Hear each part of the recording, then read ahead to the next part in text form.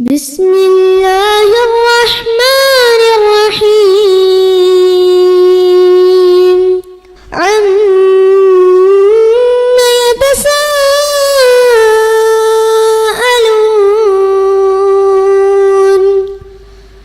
عن النبأ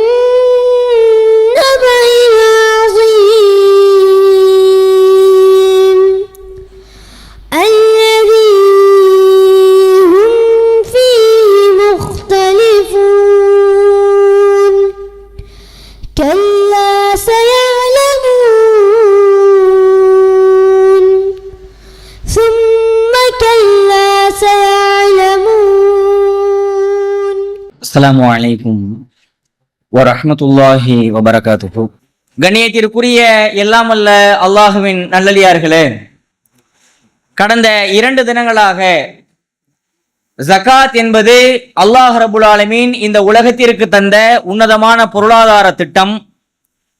அந்த திட்டத்தை நபி ஸல்லல்லாஹு அலைஹி வஸல்லம் அவர்கள் எவ்வாறு அமல்படுத்தி வறுமையிலிருந்து அவர்கள் வாழ்ந்த பொழுது அந்த சமூகத்தை மீட்டெடுத்து ஒரு செல்வ நிலைக்கு உயர்த்தினார்கள் என்கிற தகவல்களை 2 தினங்களாக பார்த்து வந்திருக்கிறோம். அதனுடைய தொடர்ச்சியாக இன்றைய தினம் இந்த ஜகாத் என்பது எந்தெந்த பொருளுக்கு ஜகாத், அவற்றை நாம் எதன் அடிப்படையில் கணக்கிடுவது, தங்கத்தை வைத்து அளவிடுவதா, வெள்ளியை வைத்து அளவிடுவதா, அல்லது வேறு ஏதாவது பொருட்களுக்கு இருக்கிறதா, நாம் சம்பாதிக்கக்கூடிய காசு பணத்திற்கு மட்டும் ஜக்காத்தா என்பன போன்ற தகவல்களை இன்றைய தினம் நாம் பார்க்கவிருக்கிறோம். அதில் முதலாவதாக நாம் ஒன்றை புரிந்து கொள்ள வேண்டும். ஜகாத் என்பது நாம கடையில போய் சில தங்கங்களை வாங்குகிறோம், சில பவுன் தங்கங்களை, அதற்கு ஜக்காத்து கொடுக்கணும். அல்லது சில வெள்ளியாக சில நகைகளை நாம் வாங்குகிறோம், அதற்கு ஜக்காத்து கொடுத்தால் போதுமானது. அதே போல மாதந்தோறும் அவர் சம்பாதிக்கிறார், நிறைய காசு பணம் அவருடைய இன்கம் சம்பாதிக்கிறார், இதுக்கு கொடுத்தா போதும் என்று நாம் நினைத்து கொண்டிருக்கிறோம். அப்படி அல்ல. ஜகாத் என்பது ஒட்டுமொத்தமாக அம்வால் என்பதற்கு ஜகாத். அம்வால்னா என்ன? மால்னா செல்வம், சொத்து. அம்வால் என்றால் சொத்துகள். நம்மிடத்துல இருக்கக்கூடிய சொத்துகள் அனைத்திற்குமே ஜகாத் இருக்கிறது. அத்தௌபா அத்தியாயத்துடைய 103வது வசனம், ஹுது மின் அம்வாலியும் சதகத்தன். நபியே, அவர்களுடைய அந்த செல்வங்கள்ல இருந்து நீங்க ஜக்காத்தை எடுங்க. ஹுது மின் அம்வாலியும், எதுல இருந்து எடுக்கணும் தெரியுமா? அம்வால் மின் அம்வாலியும், அவர்களுடைய அம்வால இருந்து நீங்க ஜக்காத்தை எடுங்க. வெறுமனே அவங்க சம்பாதிக்கிற காசு பணத்துல இருந்தோ, தங்கத்துல இருந்தோ, வெள்ளியில இருந்தோ எடுக்காம ஒட்டுமொத்தமாக அவளுடைய சொத்துகள்ல இருந்து நீங்க ஜக்காத்தை எடுங்க என்று அல்லாஹ் ரப்புல் ஆலமீன் சொல்லுகிறான். அதே போல 51வது அத்தியாயத்துடைய 19வது வசனம், வஃபி அம்வாலிஹிம் ஹக்குல் லிஸாயிலி வல் மஹ்ரூம். யாசிக்க கூடியவர்களுக்கும் யாசிக்காதவர்களுக்கும் நீங்கள் ஜக்காத்தை கொடுங்க, சதக்காவை கொடுங்க. எதுல இருந்து தெரியுமா? வஃபி அம்வாலிஹிம், உங்களுடைய சொத்துகள்ல இருந்து நீங்க அவர்களுக்கு ஜக்காத்தை கொடுங்க என்று அம்வால் என்கிற ஒரு பதத்தை அல்லாஹ் பயன்படுத்துகிறான். நாம எல்லோருமே முதலாவது ஃபார்முலாவாக இதை மனசுல வைக்கணும். என்னது? எதற்கு ஜக்காத்து? வெறுமனே தங்கம் வெள்ளி அதுக்கு மட்டும் ஜக்காத்து கிடையாது. அம்வால், அம்வால் என்றால் நம்ம இடத்துல இருக்கக்கூடிய சொத்துகள் அனைத்திற்குமே ஜக்காத். இப்ப சொத்துகள்னா அதுல எல்லாமே வந்துடும். அசையும் சொத்துகள், அசையா சொத்துகள். ஒருத்தவர் அவருடைய காசை போட்டு ஒரு பில்டிங் வாங்குறாரு, அசையாத சொத்து, அதோடைய சொத்து தானே, அதற்கும் ஜக்காத்து உண்டு. தான் சம்பாதிச்ச காசு எடுத்துட்டு போய் சில நகைகளை வாங்குகிறார், தங்க நகை, அசையாத சொத்து, அதற்கும் அவருக்கு என்ன உண்டு? அந்த மாதிரியான ஜக்காத்து என்பது உண்டு. நிலம் வாங்குறாரு, ஏன் தான் சம்பாதிச்ச காசுல ஒரு 2000 ரூபாய்க்கு சட்டை வாங்குறாரா, அதற்கும் உண்டு. தான் சம்பாதிச்ச காசை ஒரு வாட்ச் வாங்குறாரு, அதற்கும் உண்டு. ஏன்? இது அத்தனையுமே அவருடைய சொத்துகள். சொத்துகளுக்கு தான் ஜக்காத்தை தவிர குறிப்பிட்ட தங்கத்துக்கு வெள்ளிக்குன்னு ஒரு மெட்டீரியல் அல்லாஹ் சொல்லல. நாம் சம்பாதித்து நாம் வாங்கக்கூடிய எல்லா சொத்துகளுக்கும் ஜக்காத்து இருக்கிறது. இது அடிப்படையை முதல்ல புரிந்து கொள்ள வேண்டும். நிறைய மக்கள் என்ன தெரியுமா வழங்கி வச்சிருக்கிறோம்? தங்கத்துக்கு ஜக்காத்து, வெள்ளிக்கு ஜக்காத்து, அவ்வளவுதான். மற்றபடி வேற எதுவுமே நினைச்சிட்டு இருக்கிறோம். இல்லை, நாம் சம்பாதிக்கிற ஒவ்வொரு ரூபாய்க்கும் ஜக்காத் இருக்கிறது. நீங்க நிசாபை அடைந்தால், நிசாபுனா கொடுக்கக்கூடிய அளவு நீங்க அடைஞ்சிட்டீங்கன்னா நீங்க 1 ரூபா சம்பாதிச்சாலும் அதற்கு ஜகாத்தை தர வேண்டும். வீட்டுல ஒரு சோஃபா வாங்குற ஒரு 15,000 ரூபாய்க்கு, அந்த 15,000 ரூபாய்க்கு நீங்க ஜகாத்து கொடுக்கணும். ஒரு 20,000 ரூபாய்க்கு கலர் டிவி வாங்குறோம், அதுக்கும் கொடுக்க வேண்டும். எனவே முதல் அடிப்படையாக இந்த விஷயத்தை நல்ல மனசுல பதிய வச்சுக்கிறீங்க. இவ்வளவு நாள் நாம் பதிந்தது தங்கம் வெள்ளிண்டு இல்ல, நம்முடைய எல்லா சொத்துகளுக்கும் ஜக்காத்து இருக்கிறது. இதை முதல் அடிப்படையா புரிந்து கொள்ள வேண்டும். அடுத்ததாக ரசூலுல்லாஹி ஸல்லல்லாஹு அலைஹி வஸல்லம் அவங்க ஒட்டுமொத்த சொத்துகளுடைய ஜக்காத்தை 5 கேட்டகரியா பிரிச்சாங்க. ரசூலுல்லாஹ் எல்லாத்துக்கும் ஒரே மாதிரி கொடுக்கல. அந்த 5 கேட்டகரியா எப்படி பிரிச்சாங்க அப்படின்னா, நம்ம இடத்துல இருக்கக்கூடிய சொத்துகள், நாம சம்பாதிக்கக்கூடிய காசு பணம், அது ஒரு கேட்டகரி. நம்ம இடத்துல நம்ம சொத்து இருக்கு இல்லையா, காசு பணம் தங்கம், இதுக்கெல்லாம் ஒரு விதமான ஜக்காத்.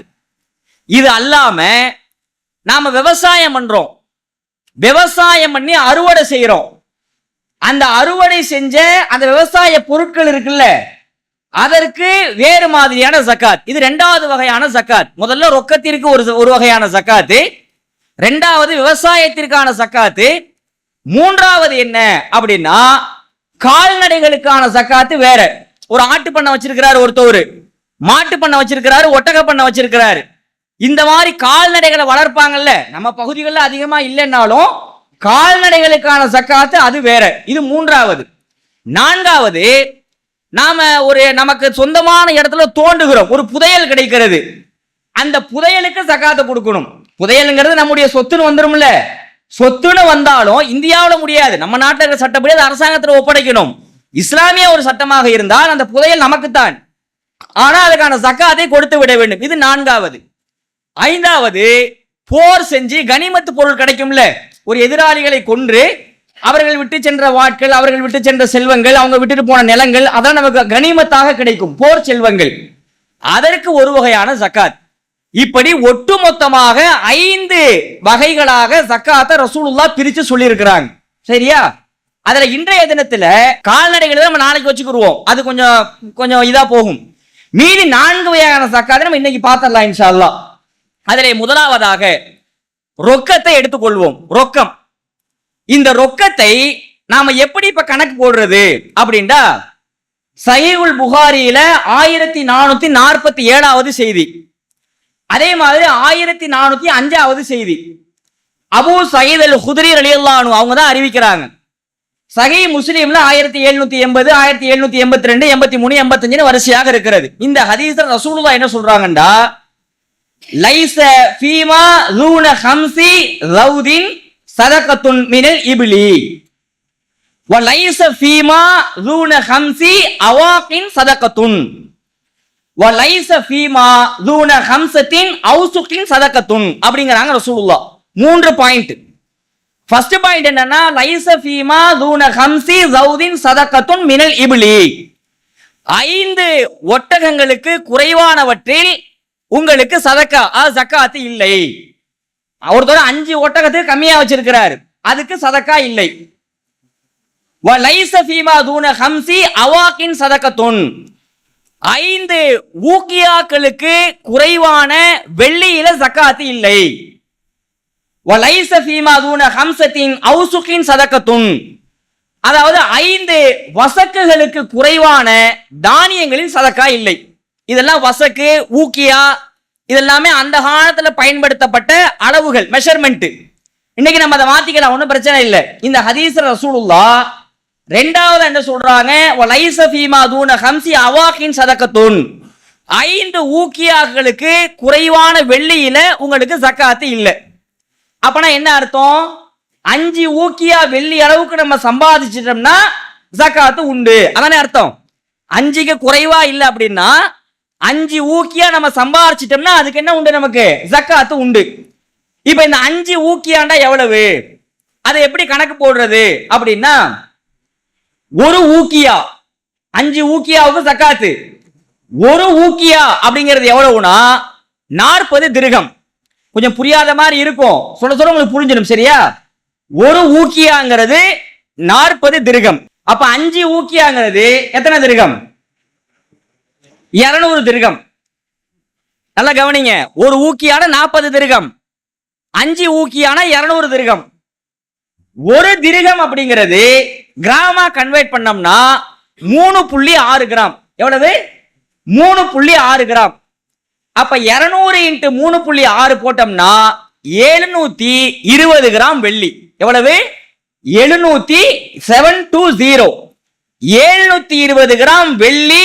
ஒருத்தர் அந்த தொகையை வெள்ளினா வெள்ளியை மட்டும் சம்பாதிக்கிறது இல்ல, 720 கிராம் அளவுக்கான ஒருத்தர் பணத்தையோ ஒரு சொத்தையோ சம்பாதிச்சிட்டார் அப்படின்னா இப்ப அவர் நிசாபுக்கு வந்துட்டார். எந்த நிசாபுக்கு? நிசாபுனா என்னன்னு, ஜகாத்தை கொடுக்கிறதுக்கான அளவு. அந்த ஜகாத்தை கொடுக்கிறதுக்கான அளவுக்கு வந்துட்டார். 720 கிராம் வெள்ளி. இப்ப இந்த வெள்ளியை நம்ம கணக்கு போட்டோம்னு வச்சுக்கோங்களேன். இந்த வெள்ளியில 720 கிராம் வெள்ளி இன்றைக்கு எவ்வளவு ரேட்? நான் சொல்றது இந்த மார்ச் 13ஆம் தேதி இன்னைக்கு எவ்வளவு ரேட் அப்படின்னா, இன்னைக்கு 1 கிராம் வெள்ளி எவ்வளவு? யாரும் வாங்கினீங்களா? 110 ரூபா. 720 கிராம் கணக்கு போட்டோம்னா 79,200 ரூபா. இது மாறும், சரியா? போன வருஷம் 100 ரூபா இருந்துச்சு, இன்னைக்கு 110 ரூபா வந்துருச்சு. அடுத்த வருஷம் இன்னும் மாறலாம், ஏறலாம், இறங்கலாம், அது வேற. மொத்தத்துல 5 ஊக்கியாண்டா என்னன்னு தெரிஞ்சுக்கணும். 5 ஊக்கியான 720 கிராம். மீதி எல்லாம் விட்டுருங்க, ஒரு ஊக்கியானா இவ்வளவு அதெல்லாம் விட்டுருங்க, அதெல்லாம் மனசுல வச்சுக்க முடியாது. 5 ஊக்கியா அப்படின்னா 720 கிராம் வெள்ளி.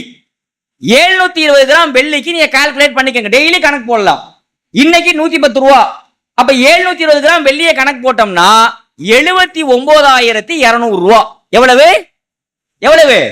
79,200 ரூபாயை நீங்க சம்பாதித்திருந்தால் நீங்க இப்ப எதுக்கு தகுதி ஆயிட்டீங்க? ஜகாத் கொடுப்பதற்கு தகுதியாகி விட்டோம். வாங்கறதுக்கு இல்ல, கொடுக்கிறதுக்கு தகுதியாகி விட்டோம். எவ்வளவு சம்பாதிச்சா? 79,200 ரூபா. ரவுண்டா 79,000. இன்னைக்கு ரேட்டு படி 79,000 ரூபாய் நீங்கள் சம்பாதித்திருந்தால், மாசமா அப்படியெல்லாம் கிடையாது, மொத்தமா நீங்க இது வரைக்கும் நான் 79,000 நான் சம்பாதிச்சிட்டேன் அப்படின்னா உங்களுக்கு ஜகாத் கடமை. இது எதன் அடிப்படையில? வெள்ளியை அடிப்படையாக வைத்து அளவிடப்படக்கூடிய ஹதீஸ். இந்த ஹதீஸ்ல எங்க இருக்கிறது? புகாரில இருக்கிறது, முஸ்லீம்ல இருக்கிறது. தரம் மிக உச்சபட்சமான தரம். தரம்னா ரொம்ப ஆதாரபூர்வமான ஹதீஸ். சமுதாயத்தில் என்ன தெரியுமா பிரச்சனை? இந்த வெள்ளியை வச்சு அளவுகோலா எடுக்கக்கூடிய ஹதீஸ்களை எல்லாரும் ஏத்துக்குருவாங்க. ஆமாங்க, கரெக்டா தான் இருக்குது, சரியானது அப்படின்ட்டு. வேற ஒன்னையும் சொல்லுவாங்க. என்ன சொல்லுவாங்க? தங்கத்தை அளவுகோலாக விதிப்பது.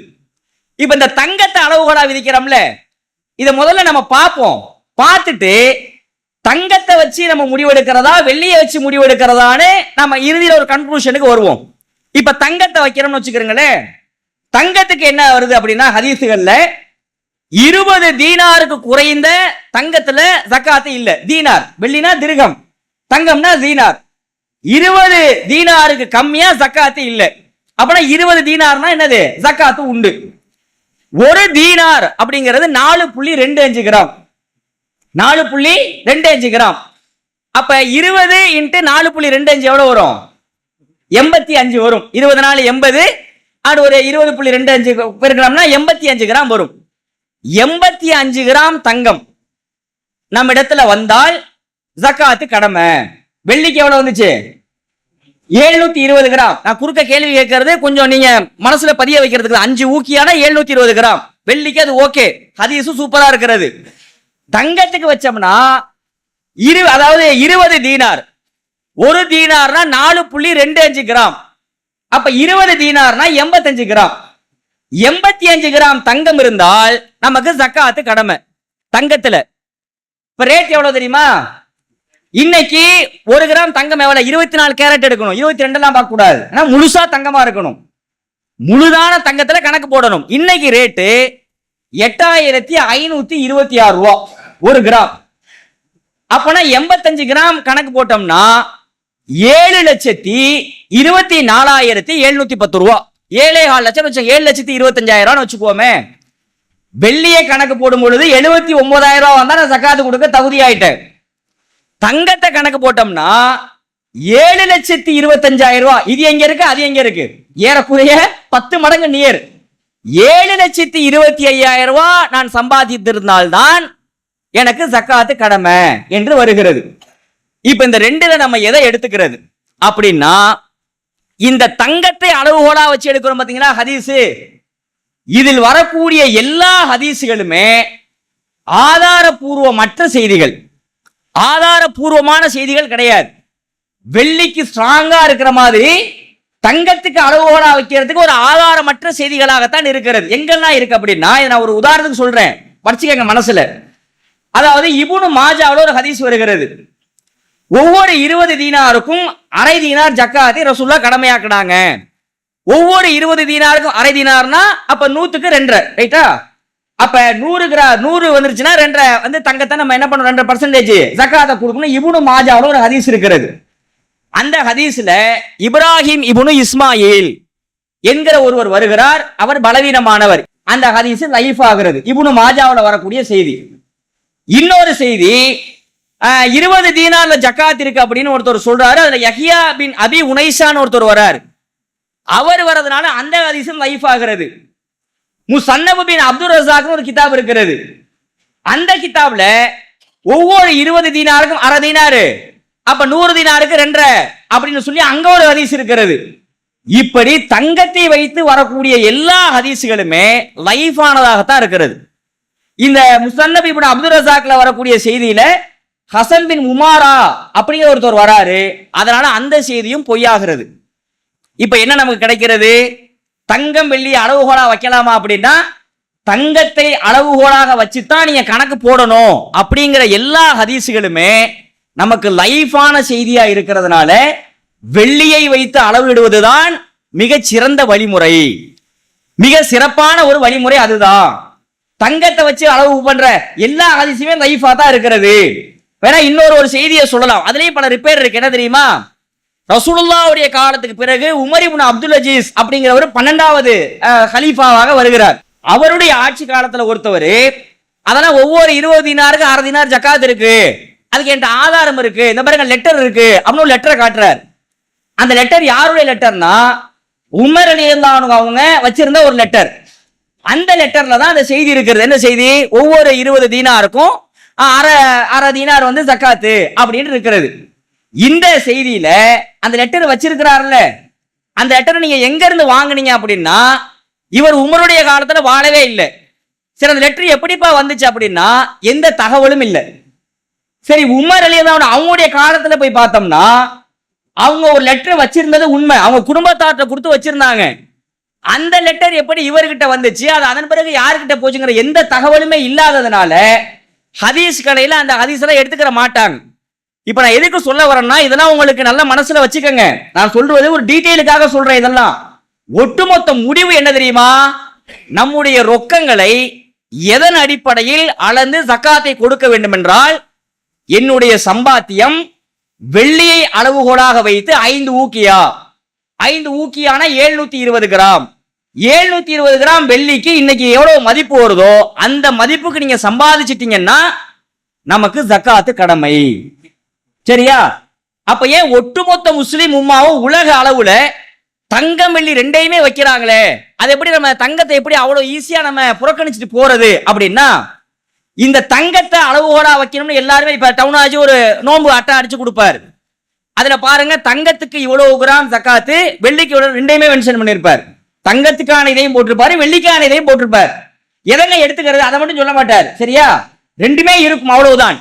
ஆனால் தங்கத்தை வைத்து வைக்கக்கூடிய எல்லா ஹதீஸுகளுமே லைஃபானதாகத்தான் இருக்கிறது எல்லா அறிஞர்களும் ஒத்துக்கொள்கிறார்கள். ஏதோ வெள்ளியை எடுக்கணுன்ற ஆளுங்க மட்டும் சொல்றதுல மட்டும் இல்ல, யாரெல்லாம் தங்கத்தை அளவுகோலா வைக்கணும்னு ஹதீஸ பதிவு பண்ணிருக்கிறாங்களோ அவங்களே சொல்றாங்க இந்த ஹதீஸ்ல லைஃப் தான். தாரகுத்ரி இமாம் சொல்றாங்க, ஷாஃபி இமாம் சொல்றாங்க, நிறைய பேர் இந்த ஹதீஸ்ல லைஃப் தான். ஆமா, பிறகு ஏன் அது அப்படின்னா இன்னைக்கு என்ன பதில் தெரியுமா வச்சிருக்கிறாங்க? தங்கத்தை ஆதரிக்கிறவங்க இவ்வளவு காலமாக தொன்று தொட்டு அதை கொண்டு வந்தாச்சு. ஏறக்குறைய சகாபாக்கள் காலத்துக்கு பிறகு தாபீன்கள், தபா தாபீன்கள், பிறகு இமாம்களுடைய காலம், பிறகு பல்வேறு பேரரசு, இவ்வளவு காலமா வந்தாச்சு. இப்ப போய் எப்படி மாத்துறதுன்னு தொன்று தொட்டு என்கிற ஒரு ஆதாரத்தை தான் வைக்கிறார்களே தவிர, ஹதீஸ் லைஃபா இருக்கிறங்க வெள்ளிக்கு தானங்க சரியான ஹதீஸா கிடைக்குது அப்படின்னா அதை ஏற்றுக்கொள்கிறார்கள். ஆமா, வெள்ளிக்கு தான் சரி, பிறகு அதை எடுத்துட்டு அமல்படுத்திட்டு போக வேண்டியதானே. தங்கத்தை நம்ம எடுக்க வேண்டாப்பா, வெள்ளியை மட்டும் அளவுகோலா வச்சு எடுத்துட்டு போங்க அப்படின்னு போக வேண்டியதானே. அந்த முடிவுக்கு வரமாட்டேங்கிறாங்க. அப்ப நம்ம என்ன ஒரு முடிவு எடுக்கணும்னா, 5 ஊக்கிய அளவுக்கான வெள்ளியை, அதாவது 720 கிராம் மதிப்பு கொண்ட வெள்ளியை நான் சம்பாதித்து விட்டால் எனக்கு ஜக்காத்து கடமை. பெற்றோர்கள் எவ்வளவு சிரமத்துக்கு மத்தியில் நம்மை பெற்றெடுத்து நம்மை பராமரித்து நம்மை வளர்த்து அவர்களது இறுதி காலம் வரைக்கும் நம் மீது அன்பு காட்டியதை நாம் யாரும் மறுக்க முடியாது. அப்போ அந்த தாய் தந்தை உயிரோடு இருக்கும் பொழுது கூட நாம் அவர்களுக்கு சில நன்மைகளை செய்ய தவறி இருப்போம், அல்லது அன்றைக்கு செய்ய முடியாத ஒரு பொருளாதார சூழல் நமக்கு ஏற்பட்டிருக்கலாம்.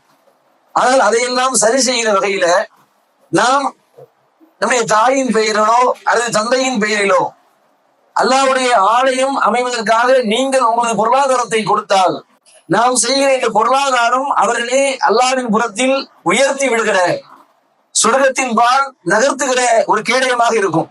அதற்கு இன்ஷா அல்லாஹ் நாம் ஒவ்வொருத்தரும் இயன்ற அளவுக்கு ஒத்துழைப்பை கொடுப்போம். உங்களது தவறிவிட்ட உங்கள் தாய்க்கோ தந்தைக்காகவோ நீங்கள் அல்லாஹ்வின் பாதையில் தர்மம் செய்து அதை அவர்களுக்காக நீங்கள் நிகழ்த்திட வேண்டும் என்று கேட்டுக்கொள்கிறோம். உங்கள் அஸ்னான் மல்டி ஸ்பெஷாலிட்டி பல் மருத்துவமனை பல் மற்றும் வாய் சம்பந்தப்பட்ட அனைத்து விதமான நோய்களுக்கும் எங்களிடம் சிறப்பு சிகிச்சை அளிக்கப்படும். அஸ்னான் மல்டி ஸ்பெஷாலிட்டி பல் மருத்துவமனை, கலெக்டர் அலுவலகம் அருகில், நாகர்கோவில். நீங்கள் அனாதை குழந்தைகளை ஆதரிக்க விரும்புகிறீர்களா? தந்தை இழந்து தரமான உணவின்றி, நல்ல உடைகளின்றி, சரியான வழிகாட்டுதலின்றி அனாதைகளாக வாழும் இந்த குழந்தைகளுக்கு உதவும் கரங்கள் தான் தாருல் இல்ம் உதவும் கரங்கள். அல்லாஹ்வின் உதவியால் 2010 10 குழந்தைகள் என்று ஆரம்பிக்கப்பட்ட இந்த உதவும் கரங்கள் சமூகத்தில் கவனிப்பாரற்று அதிகரித்து வரும் அனாதை குழந்தைகளை கருத்தில் கொண்டு தற்போது 160 குழந்தைகளுக்கு மேல் பொறுப்படுத்தி செயல்பட்டு வருகிறது. இவர்களின் கண்ணீரை துடைத்திட நீங்கள் தாராளமாக உதவுங்கள். உங்கள் ஜகாத் மற்றும் சதக்காவை அனுப்ப வேண்டிய முகவரி தாருல் இல்ம், நம்பர் 64, பார்த்தசாரை தெரு, பழைய வண்ணாரப்பேட்டை, சென்னை 21. வெப்சைட் தாருல் இல்ம் hh.com. தொடர்புக்கு 9840725020 9600055060. சுத்தமான பசுமாலில் செய்யப்பட்ட பன்னீர் மற்றும் குல்ஃபி இப்போது உங்கள் அருகில் உள்ள கடைகள் மற்றும் சூப்பர் மார்க்கெட்டுகளில். சிவகங்கை மற்றும் ராமநாதபுரம் மாவட்டம் முழுவதும் டீலர்கள் வரவேற்கப்படுகிறார்கள். இன்றைய அளவுல 720 கிராம் வெள்ளி என்பது 79,200 ரூபாய். அப்ப எனக்கு ஜகாத் கடமையானா? ஆமாம், கடமை. எவ்வளவு கடமை அப்படின்னா, சுனன் நசையில ரசூலுல்லாஹி ஸல்லல்லாஹு அலைஹி வஸல்லம் சொல்லுகிறார்கள், ஒவ்வொரு 200க்கும் 5 என்ற வகையில ஜகாத்தை நிறைவேற்றுங்கள் அப்படிங்கிறாங்க ரசூலுல்லாஹ். நசையில 2477வது செய்தி. ஒவ்வொரு 200க்கும் 5 அப்படின்னா 100க்கு எவ்வளவு? 200க்கு 5, 100க்கு 2. அந்த 2 மதிப்பு கொண்ட அளவுல நீங்க ஜகாத்தை நிறைவேற்றிக்க வேண்டியதுதான். இப்ப 80,000 ரூபாய் சம்பாரிச்சேன்னா 80,000த்துல 2% எவ்வளவு? எனக்கு ஜகாத். இல்ல நான் 1 லட்சம் ரூபாய் சம்பாரிச்சிருக்கிறேன், 2% எவ்வளவு? ஜகாத்தை கொடுத்துட வேண்டியதுதான். நான் 10 கோடி சம்பாரிச்சிருக்கிறேன், 10 கோடிக்கு 2% கொடுத்துட வேண்டியதுதான். ஓகேவா? இப்ப இதுதான் வெள்ளி அளவுகோலா வைக்கிறது. அப்ப அம்வால் எல்லாத்துக்குமே நீங்க ஜகாத்தை கொடுக்கறதா இருந்தா இதுதான் மதிப்பு. ஒரு இடம் வாங்குறீங்க, இடத்துடைய மதிப்பு எவ்வளவுப்பா? இடத்தோட மதிப்பு 2 கோடி அப்படின்னா 2 கோடி மதிப்பு கொண்ட இடத்தை வாங்கியாச்சு. இப்ப என்னுடைய சொத்து ஆயிருச்சு, அம்வால் ஆயிருச்சு, இது எனக்கு மால். இந்த 2 கோடிக்கு 2% எவ்வளவு? ஜகாத்தை கொடுக்க வேண்டியதான். மாச வருமானம் எவ்வளவுப்பா உனக்கு சம்பளம்? எனக்கு மாசம் ஒரு 1 லட்சம் ரூபாய் வருது, உனக்கு முத மாசமே கடமை ஆயிருச்சு. ஒருத்தவனுக்கு மாசம் 20,000 ரூபான்னு வச்சுக்கோங்க. முத மாசம் 20,000, அடுத்த மாசம் 40,000, 3வது மாசம் 60,000, 4வது மாசம் 80,000. 4வது மாசத்துல ஜகாத்துடைய தொகையை கிராஸ் பண்ணிடுறான். அப்ப 4வது மாசத்துல அவன் என்ன பண்ணிடணும்? அந்த சம்பாரிச்ச 80,000 ரூபாய்க்கு 2% கொடுத்துட வேண்டியதான். புரியுதா? இதுதான் ரொக்கத்துக்கு ரசூலுல்லாஹ் கற்றுக் கொடுத்த வழிமுறை. புரிஞ்சல நான் சொன்னது? ஈஸியா புரிஞ்சுக்கலாங்க. தங்கத்தை விட்டுருங்க, அது ஹதீசுகள் எல்லாமே தைஃபா இருக்கிறது. வெள்ளியை வைத்து நீங்கள் அளவிடுவதாக இருந்தால் 5 ஊக்கியா, அதை மட்டும் மனப்பாடம் பண்ணிக்கிறங்க. ஒரு ஊக்கியா எவ்வளவு? அதெல்லாம் விட்டுருவோம். 5 ஊக்கியான 720 கிராம். 720 கிராம் வெள்ளிக்கு எவ்வளவு மதிப்போ அந்த மதிப்பை நான் சம்பாதித்து விட்டால், அந்த மதிப்புக்குரிய ஒரு பொருளை நான் வாங்கினால், அந்த மதிப்பிற்குரிய ஒரு இடத்தை நான் வாங்கினால், நான் அதற்கான ஜகாத்தை கொடுக்க வேண்டும். இதுதான் ரொக்கத்திற்கான ஜகாத். சரியா? இதுதான் ரொக்கத்திற்கான ஜகாத்து. ரொக்கத்துக்கு ரசூலுல்லாஹ் கற்றுக் கொடுத்த வழிமுறை இது ஒன்று. அடுத்ததாக 2வது இந்த விவசாய நிலங்களுக்கு வருவோம். இந்த விவசாய நிலங்களை பொறுத்த வரைக்கும் அல்லாஹ் ரப்பல் ஆலமீன் திருமறை குர்ஆன்ல 6வது அத்தியாயத்துடைய 141வது வசனம், இதுதான் விவசாயத்துக்கான ஒட்டுமொத்த ஜக்காத்துக்கான ஆதாரமான ஒரு வசனம். 6வது அத்தியாயத்துடைய 141வது வசனம். அந்த வசனத்துல அல்லாஹ் என்ன சொல்றான்னு பாருங்க. வஹுவல்லதி அன்ஷஅ ஜன்னாத்தின் மக்ரூஷாத்தின் வ கைர மக்ரூஷாத் வ நஹ்ல் வ ஸரஹ முக்தலிஃபன் உக்லுஹு வஸைத்தூன் வர்ரும்மான் முத்தஷாபிஹு வகைர முத்தஷாபிஹ் குலு மின் சமரிஹி இதா அஸ்மர வ ஆது ஹக்கஹு யௌம ஹஸாதிஹி வலா துஸ்ரிஃபு இன்னஹு லா யுஹிப்புல் முஸ்ரிஃபீன். இவ்வளவு ஒரு வசனம். இந்த வசனத்துல அல்லாஹ் என்ன தெரியுமா சொல்றான்? வஹுவல்லதி அன்ஷ ஜன்னாத்தி மக்ரூஷாத்தின் வ கைர மக்ரூஷாத். பந்தல் போட்டு கொடி வைப்போம்ல, பந்தல் போட்டு கொடி, இப்படி பந்தல் போட்டு கொடிகளை பரவ விடுவோம் இல்லையா, அவ்வாறு கொடிகள் மூலமாக உங்களுக்கு வரக்கூடிய அந்த அறுவடைகளை அதே மாதிரி படர விடாம செடி மரம் இதுல காய்க்குது இல்ல, அவ்வாறு காய்க்கக்கூடிய காய்கள் கனிகள், அதற்கு ஒன் நகில் பேரிச்சம்பழம் வஸ்தரக முக்தலிஃபன் உக்குலுகு, அதாவது வெரைட்டியான தானியங்கள். இப்ப நம்ம ஊர்ல எவ்வளவு தானியம் கிடைக்குது இல்ல, அது மாதிரி வெரைட்டியா வெவ்வேறு வகையான தானியங்கள். அதே மாதிரி ஜைத்தூன், ஜைத்தூன்னா என்ன? ஆலிவ், ஆலிவ் மரம் இருக்குல்ல, ஆலிவ் பழம், அதுதான். ரும்மான் மாதுளை. இந்த ஜைத்தூனும் மாதுளை எப்படி இருக்கும்னா பார்க்கிறதுக்கு ஒரே மாதிரி இருக்கும், டேஸ்ட் வேற வேற. அதே அல்லாஹ்வும் சொல்றான் ஜைத்தூன ரும்மான முத்தஷாபிஹ வ கைர முத்தஷாபிஹ், அதாவது தோற்றத்துல ஒரே மாதிரி இருக்கும், சுவையில வெவ்வேறாக இருக்கும் என்று அல்லாஹ் சொல்லிவிட்டான். சொல்லிட்டு குலூமின் சமருகு இதா அஸ்மர, அந்த பருவ காலத்துல அதெல்லாம் விளைஞ்சிச்சுன்னா நீங்க நல்லா சாப்பிடுங்க, அல்லாஹ் நமக்கு சொல்லுகிறான், நம்ம நல்லா சாப்பிடுங்க, சரிங்களா? ஆகவே அவை பயனளிக்கும் போது அதனுடைய பலன்ல இருந்து நல்லா சாப்பிடுங்கள். அடுத்தது வ ஆது ஹக்கஹு யௌம ஹஸாதிஹி, நீங்கள் அந்த ஏழைகளுக்கான ஹக்கஹு உரிமையை யௌம ஹஸாதிஹி, அதை அறுவடை செய்யக்கூடிய நாள்ல நீங்க கொடுத்துருங்க. இவ்வளவே அல்லாஹ் சொல்றான். எதை சொல்லிவிட்டான் அல்லாஹ்? கொடியில விளைகிறது, செடியில விளைகிறது, மாதுளை, ஆலிவு, பேரிச்சம்பழம், வெவ்வேறான தானியங்கள், இவ்வளவே அல்லாஹ் சொல்லிவிட்டு இதெல்லாம் இந்த பருவ காலத்துல விளைஞ்சிச்சுன்னா நல்லா சாப்பிடுங்க. சாப்பிட்டுட்டு யௌம ஹஸாதிஹி, அதை அறுவடை செய்யக்கூடிய நாள்ல நீங்க அதற்கான ஜகாத்தை கொடுத்துருங்க என்று அல்லாஹ் ரப்பல் ஆலமீன் சொல்லுகிறான். இதை வைத்து நாம ஒரு முடிவுக்கு வர வேண்டும். என்ன முடிவு தெரியுமா? இந்த வசனத்துல அல்லாஹ் ரப்பல் ஆலமீன் அறுவடை செய்யக்கூடிய நாள்ல அதற்கான ஜகாத்தை கொடுத்துருங்கிறான் இல்லையா, சாப்பிடுறது. அப்ப விவசாய பொருட்கள்ல எதையெல்லாம் நம்மால் சாப்பிட முடியுமோ அதுக்கெல்லாம் விவசாய ஜகாத்தை நம்ம என்ன பண்ணணும்? அப்ளை பண்ணணும். விவசாய ஜகாத் என்னன்னு நான் இப்ப சொல்றேன். விவசாய ஜகாத்தை எதுக்கு கொடுக்கணும்னா நான் விளைக்கிறேங்க. இப்ப நான் சொன்ன இந்த எல்லா செடி கொடி மரம் பழம் இதெல்லாம் விளைக்கிறதுல நாம எதையெல்லாம் சாப்பிடுகிறோமோ அதுக்கெல்லாம் விவசாய ஜகாத்தை கொடுக்கணும். இன்னொன்னு என்ன தெரியுமா? ரசூலுல்லாஹ் சொன்னாங்கல்ல, 5 வசக்குகளுக்கு குறைவான தானியங்கள்ல சதக்கா இல்ல, ஜகாத் இல்ல. வசக்குண்டா என்ன அப்படின்னா, ஒரு வசக்குண்டா 60 சாவு, சாவுனா 2.5 கிலோ. அப்ப 5 வசக்குனா 300 சாவு, 300 × 2.5 போட்டா 750 கிலோ. எவ்வளவு? 750 கிலோ. 750 கிலோ தானியம் விளைஞ்சிச்சுன்னா அதுக்கு விவசாய ஜகாத். நல்லா விளைக்கிறீங்க.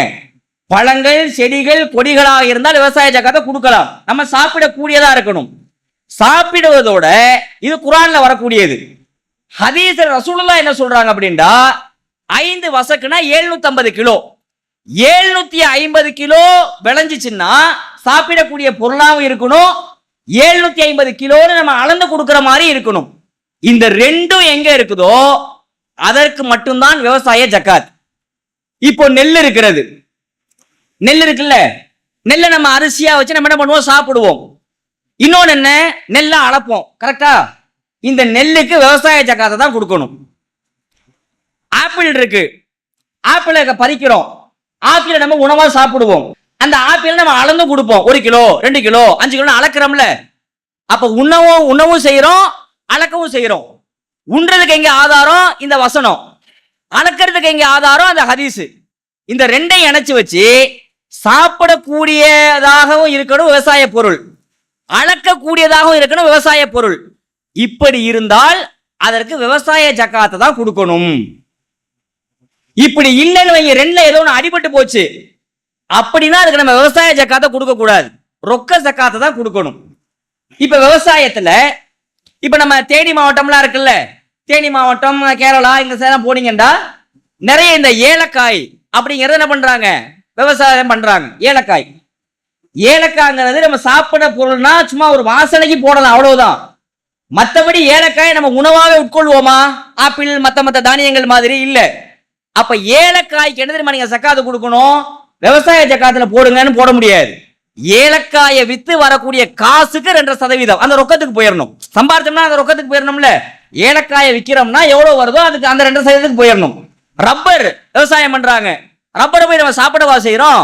சாப்பிட மாட்டோம். ரப்பர் மரத்தை அளந்தா கொடுக்க முடியும்? கொடுக்கவும் முடியாது. அப்ப அதுக்கு என்னன்னா ரப்பர் மரத்தை எல்லாம் வித்து, ரப்பரை எல்லாம் வித்து அதுக்கு என்ன காசு வருதோ அந்த காசுக்கு 2 அந்த ஜக்காத்துக்கு போயிடணும். சரியா? அப்ப விவசாய பொருளுக்கான ஜக்காத்து நல்லா விளைவிக்கிறீங்க. எங்க வேணாலும் நீங்க பாருங்க, அதாவது மரங்கள், கொய்யா மரம், ஆப்பிள், சாப்பிடக்கூடிய பொருள், தானியங்கள், நெல்லு, பேரிச்சம்பழம், இப்படின்னு எதை நீங்கள் விளைவித்தாலும் 2 விஷயத்தை கவனிங்க. இது நம்ம சாப்பிடுறோம், 2வது அளந்து கொடுக்கிறோமா, அதுக்கு விவசாய ஜக்காத். 2ல ஏதோ ஒன்று அடிபட்டு போச்சு, இதை சாப்பிட முடியும் ஆனா அளக்க முடியாது. ஒரு வாழைப்பழம் இருக்குது, வாழைப்பழத்தை நம்ம சாப்பிடலாம் உணவா, அளந்தா கொடுக்கிறோம். சரியா? இந்த மாதிரி இருக்கு இல்லையா, முகத்தங்கவேல அளக்கணும். அந்த மாதிரி இல்லாவது இருந்தால் அதை வித்து வரக்கூடிய காசுகள் ஜக்காத்தை கொடுக்கணும். இப்ப விவசாய ஜக்காத்தை எப்படி கொடுக்கிறது அப்படின்னா சிம்பிளான ஹதீஸ் தான். சஹீ முஸ்லிம்ல 1786வது ஹதீஸ், எடுத்து வேணாலும் படிச்சு பாருங்க, தமிழ்லயே இருக்கிறது. வானம் 6, இதன் மூலமாக தண்ணீர் வந்து, நம்முடைய உழைப்பு இல்லாம இதன் மூலமாக தண்ணீர் வந்து அங்கு விளைவித்தல் நடந்தால் 10% கொடுக்கணும். நம்ம உழைப்புல நாம பம்பு செட்டு போட்டு நாம வந்து உழைச்சு நாம தண்ணீரை எடுத்து நாம விளைவிச்சு நாம கஷ்டப்பட்டு விளைவிக்கிறோம், அதுக்கு 5% கொடுக்கணும். அவ்வளவுதான். இதுக்கு ரொம்ப கணக்கெல்லாம் இல்ல. வானம் பார்த்த பூமிமாங்கல்ல, அப்படின்னா அதுக்கு 10%. இதுக்கு என்னப்பா தண்ணி, இந்த வாய்க்கால வருதுங்க தண்ணி, அந்த தண்ணியில தான் விளையும். மழை பெஞ்சுன்னா அது பாட்டுக்கு வந்துடும், அறுவடை செஞ்சிருவோம். நாங்க எந்த உழைப்பையும் நாங்க செய்ய மாட்டோம். வேற என்னப்பா நீ என்ன பண்ற? இது எல்லாமே நாங்க தான் பம்பு செட்டை போட்டு தண்ணி அரைச்சோம், நாங்க தான் எல்லாம் பண்ணோம், நாங்க தான் பாத்திக்கிட்டோம், நாங்க தான் உழைச்சோம், இப்படின்னு வர்றதா? வானம் பார்த்த பூமியாக இருந்தால் 10%. ரைட்டா? நம்முடைய உழைப்பாக இருந்தால் 5% கொடுக்க வேண்டும். இப்போ நெல் இருக்கிறது, அறுவடை பண்றோம், அறுவடை பண்றதுனால 1000 கிலோ நெல் தேருது. நெல்லை எப்படி விளைவிச்சோம்? நம்ம தானே விளைவிச்சோம். நாம விளைவிக்கிறதா இருந்தா நம்ம உழைப்புல விளைவிக்கிறதா எவ்வளவு கொடுக்கணும் ஜக்காத்து? 5%. 1000ல் 5ங்கிறது 50 கிலோ. ரைட்டா? 1000ல் 5ங்கிறது 50 கிலோ. சரியா? 50 கிலோ ஜக்காத்தை அன்னைக்கே கொடுத்துடணும். அவ்வளவுதான். ஒரு ஆப்பிள் விளையுது, ஒரு ஆரஞ்சு விளையுது, எவ்வளவுப்பா வந்துச்சு? 2 டன்னு. ஒரு டன்னு 1000 கிலோ, 2 2000 கிலோ. 2000 கிலோக்கு 5% எவ்வளவு கொடுத்துட வேண்டியதுதான். வேற சிலதுனா அந்த வானம் பார்த்த பூமியில வருதா, அதை நீங்க அறுவடை பண்றீங்க, எவ்வளவுப்பா வருது? அது சாப்பிடக்கூடியதா இருக்குது, அளக்கக்கூடியதா இருக்கா? போடு 10% போட்டு கொடுத்துட்டு போ, அவ்வளவுதான்.